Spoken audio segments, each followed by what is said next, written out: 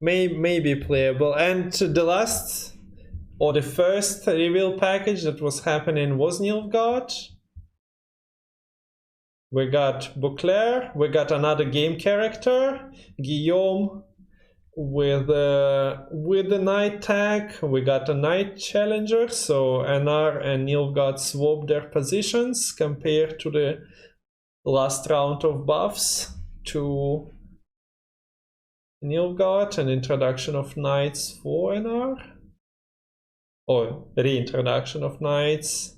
So Beauclair is a location. It was showed and everyone was considering maybe every faction gets an expensive location, but by the looks of it, also I suppose this was meant to be a legendary, right? Or is it an epic location for 13 provisions? Something doesn't feel correct here. Not like it matters much.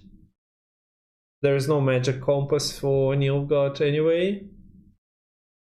So resilient location that copies the power of your enemy highest unit to your side of the board, and on order it resets. So you can use the Beauclair as the deploy for matching your opponent's power, maybe closing the gap, and actually use it as a reset in round 3. Nilfgaard, funnily enough, has quite a few toll punishes, doesn't it? Besides all the neutrals. It also tends to have things, okay, this is not really toll punish, but can interact with semi-toll units. There is Reins for the same purpose, but also not really. They have Ivar, they have Leo, they have Vilgefortz, they have Vincent if you run any statuses. There is Yenvo. So we get kinda another reset. Why would you ask? I don't know. Maybe it makes more sense when we see the change to the Kahir, when we see the change to the Palmerin and Milton. We cannot find them for some reason. They are not that expensive, are they?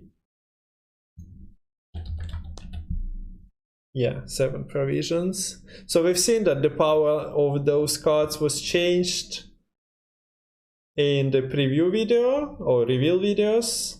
What abilities do they possess? We don't know. It might be just the number changed. It hopefully is more than that. I kind of hope that Reinfarn finally finds home in Gwent, because throughout Homecoming he has been missing most of the time. Tried to find its place here and there, but always failing. Conspiracy, damage 4. Nobody was interested in that. 9 for 7 conditional with no real knight synergy in the faction. Not a soldier. Feels bad. So yeah, Beauclair, a reset. And location, which can be like split between the rounds.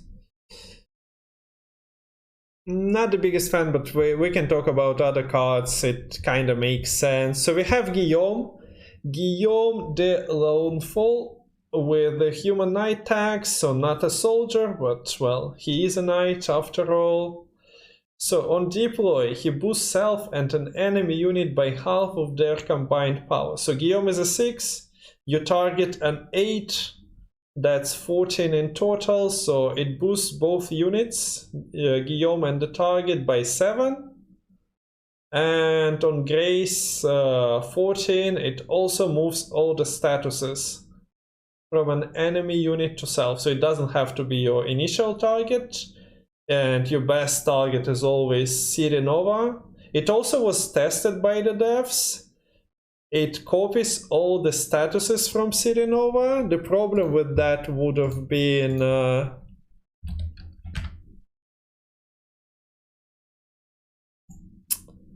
that, well, he has the whale, and if order was somehow swapped, it might have been whaled first and resilience and shield wouldn't get to a unit, but devs confirmed that it should work on this.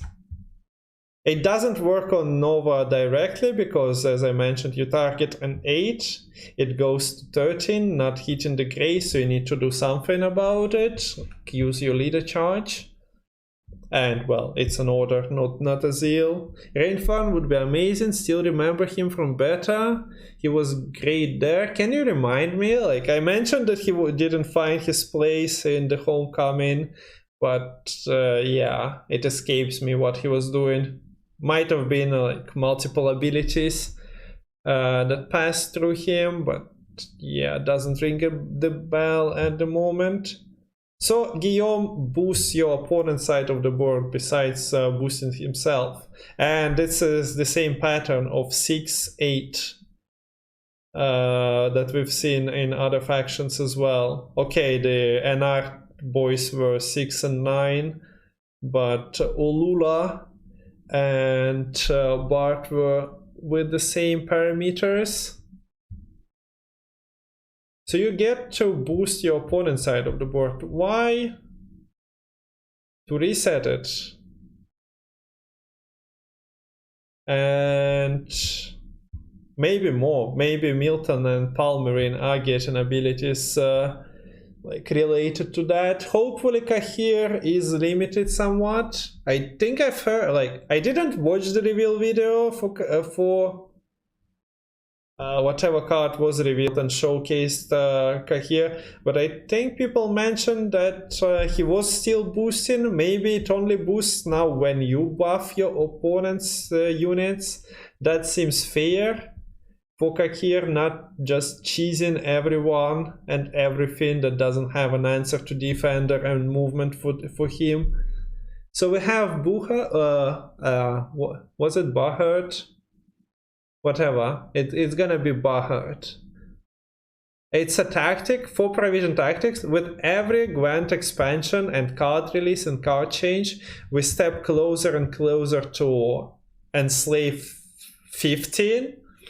Not really, but we hit the 8s and 9s become more and more realistic. Although I think with the current leader provisions it might be not even achievable. Nah, it should be. If you're just running 4P. Hi Tiny. You back? Good. But yeah, so the Buhert is boosting enemy unit by 3 and a light unit by 9. Once again, interaction with your opponent's side of the board, making that one tall unit to be copied with Baclair, to be reset with Peter, to be toll punished by Leo, whatever you want to do with it. Multiple ways to do that. Buchert potentially is just playing for 6 as battle prep and others do. But yeah, it helps to get your Geralt active if opponent plays slow units, if you are running Geralt, I don't know. And yeah, there is a Knight Challenger, Human Knight, 5 points, 4 provisions, on deploy gains vitality equal to the amount of boost an enemy unit has. So you play it. After Buhert, you can guarantee yourself some vitality even versus Skellige that only plays damage units. And Grace 8, it boosts all units by 1, not yours, all units, opponents and yours. Is there an easy way to activate it? Is there a reason to activate it immediately? I don't know. Like, if Kahir is unchanged, you want as many opponent units buffed anyway, so might just wait for the vitality to tick. If Kahir does something else, wait, yeah. Even if it works on you buffing opponent side of the board, yeah, Knight Challenger actually does it during your turn. So it might be just Kahir support then. How are we feeling about the amount of cards? Well, I'm kind of happy that there are no neutrals. So 4 per faction is the norm nowadays. They have been releasing expansions like that now for a bit. Unless we're talking the Golden Acre Forgotten Treasures expansion that had like a shitload of neutrals packed. Hi James, presumably some other Nilfgaard Knights will get Grace that you want to activate. Yeah, sure. Like I talked about the Palmerin and Milton getting a numerical change, but most likely ability is gonna be tweaked as well. Swarm Nilfgaard will the cow guy again. And you create the... I would assume that you're still playing something like Bratton's Informant occasionally, so yeah, you create the targets for buffing on your side of the board, opponent's side of the board, and then you hopefully reset. Fingers crossed it's not coming to Erden being in the meta.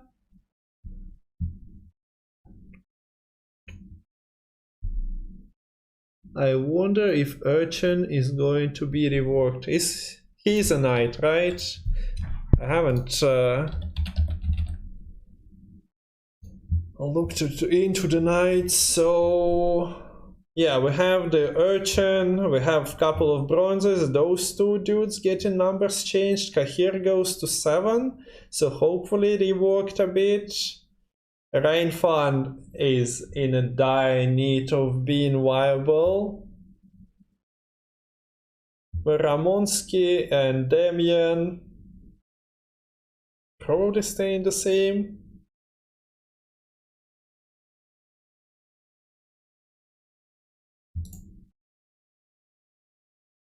Yeah, his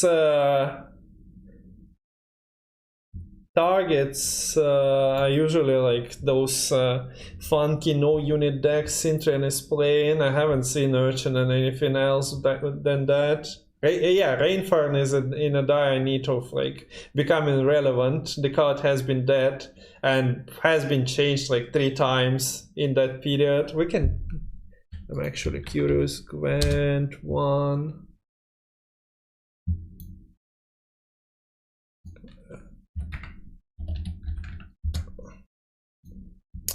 So at the moment it is deploy damage unit by 2, conspiracy damage by 4, so it's at best 9 for 7. Yeah, exciting. And the last time it was changed was 2020. Wait, it is there. Yeah, it is the change. So before that he was 6 for 8. Whenever you play a unit with spine, boost self by 2. And it literally says you play a unit with spine, so you couldn't really create the tags.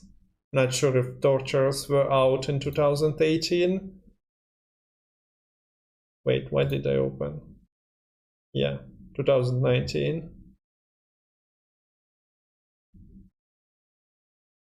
So yeah, it wasn't exciting and people were not playing him as an engine.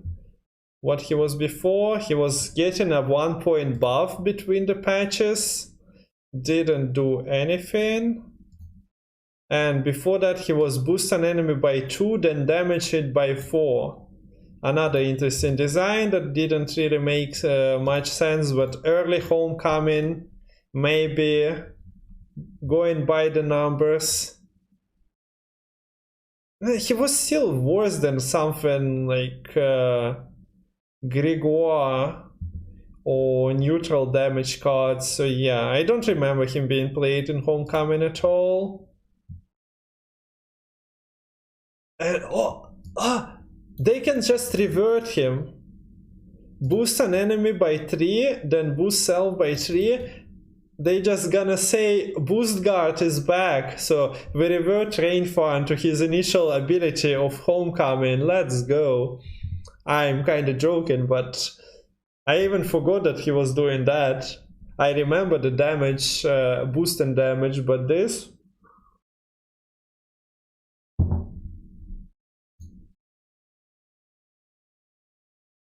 Atri remembers, but I wasn't aware about this.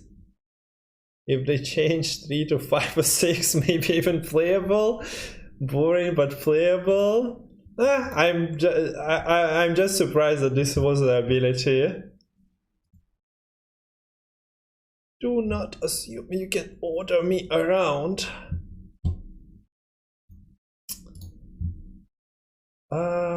So yeah, it's hard to grasp the picture of the boost guard without seeing the changes to the other knights. We looked at them. They are not really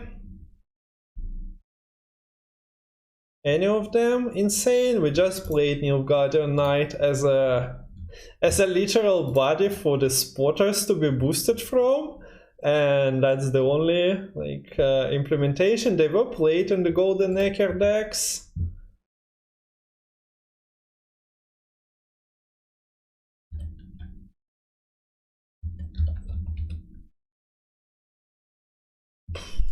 Urchin, as most of the 4 for 7 package, like Herkia and One Hearst were played, Dunka was played. This was one of the weakest of the package when released.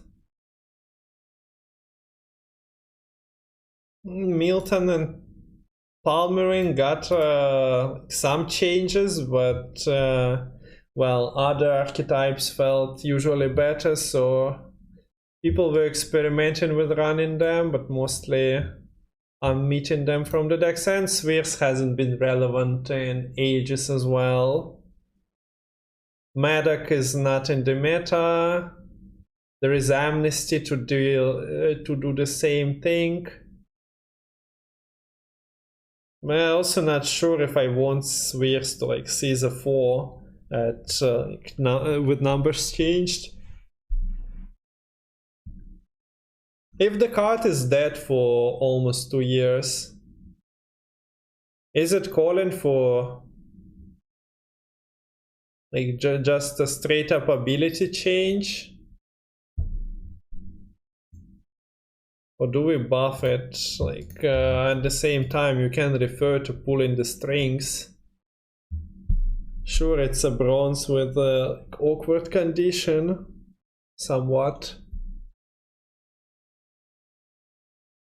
But between this and Philippa, do we really need to remove Spheres' seize ability, or do we need to change the numbers to make it more playable? It's not the most exciting design, and it's one of the most annoying things about Nilfgaard. Not only killing your stuff, but also playing your cards, so not everyone will be happy if he gets a buff while keeping the same ability. Hello, Gnome. What is your favorite faction so far? And what are your predictions for the monsters, guys? Not sure if projects mentioned if they're revealing the stuff, all of the stuff tomorrow, or only on Sunday, or is it split? So I haven't heard about it. But hopefully it's Dagon. Also, if you haven't seen the reveal, let me put it here. Those are the cards you should not be expecting. But yeah, we revealed it with Paps. Platinum Necker.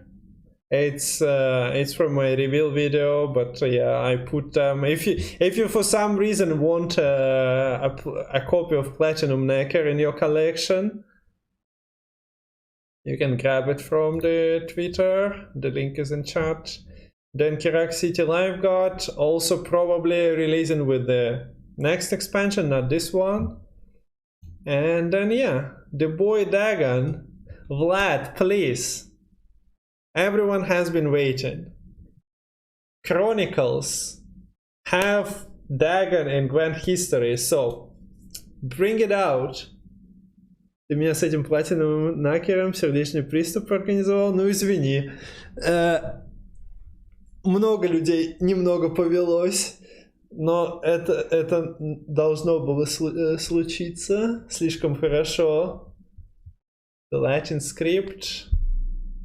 Yeah, I think it means more for the designers than for just commoners.